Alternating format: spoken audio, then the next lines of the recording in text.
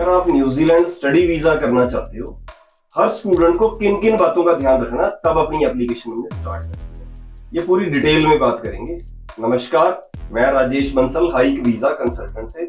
अगर हम न्यूजीलैंड का स्टडी वीजा कर रहे हैं तो इसमें कई पॉइंट्स ध्यान रखने हैं। नंबर एक, अगर आप 2023 में आपकी +2 है तब भी आपको कोशिश करनी है, क्योंकि जुलाई इनटेक आ रहा है, कुछ ना कुछ आपको अपने गैप में अपनी जस्टिफिकेशन देनी है कि आप कर क्या रहे हो। नंबर दो, एक तो अगर बच्चा ग्रेजुएट है तो उसको अकाउंट में अभी से सैलरी लेनी शुरू कर देनी है। ये नहीं सोचना कि मैं तो 2023 पास आउट हूं, मेरा कोई गैप नहीं है और मेरा वीजा आराम से लगेगा।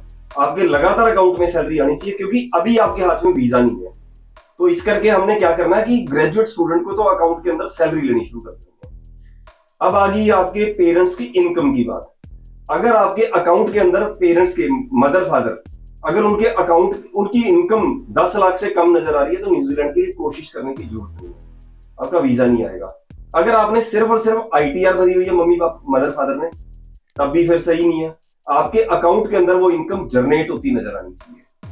और इनकम बड़ा ज्यादा मेन है, फंड से भी ज्यादा इनकम का रोल है। अगर आप इनकम को सही तरह जस्टिफाई नहीं कर रहे हो तो आपका वीजा नहीं आएगा। अगर बिजनेस दिखा रहे हो तो आपका MSME सर्टिफिकेट होना चाहिए। और अगर उसके अलावा आपका करंट अकाउंट है, वो बहुत ज्यादा वैसे तो जरूरी है, और उसके अंदर ट्रांजैक्शंस दिखनी चाहिए, नहीं है तो दिक्कत आ सकती है आपको। और दूसरा, अगर जॉब कर रहे हैं और अगर एग्रीकल्चर इनकम है और अकाउंट के अंदर लगातार आपके J फॉर्म के थ्रू पेमेंट आ रही है आपके पास, तो वो सही है आपका केस।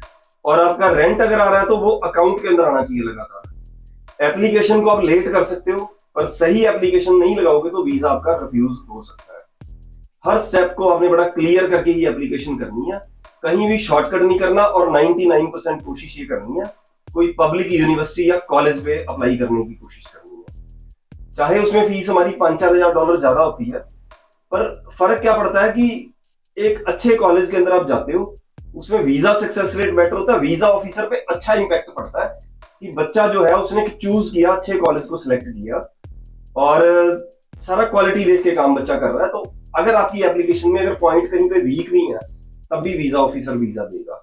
आपके फंड परफेक्ट होने चाहिए, आपके पास आपकी इनकम परफेक्ट होनी चाहिए, और तीसरा, आपके गैप को लेके पूरी जस्टिफिकेशन होनी चाहिए।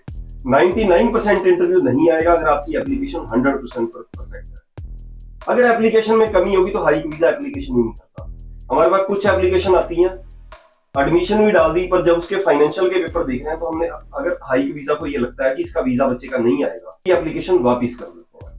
क्योंकि किसी बच्चे का, हर बच्चा क्या होता है कि उसकी एक बड़ी उम्मीद होती है, सारा परिवार उसके साथ जुड़ा होता है इसके वीजा को लेकर। तो बच्चे को ये उम्मीद होती है कि ये कंसल्टेंट मेरा वीजा 100% लगवा के देगा। उम्मीदें होती हैं, हम भी यही चाहते हैं कि मेरा बच्चा सेट हो फ्यूचर में। तो ऐसे ही दूसरे बच्चे के लिए भी सोचना चाहिए कि वो भी हमारे बच्चों की तरह है। अगर हम उसकी एप्लीकेशन पकड़ रहे हैं तो हमें अपने काम में ईमानदार रहना चाहिए।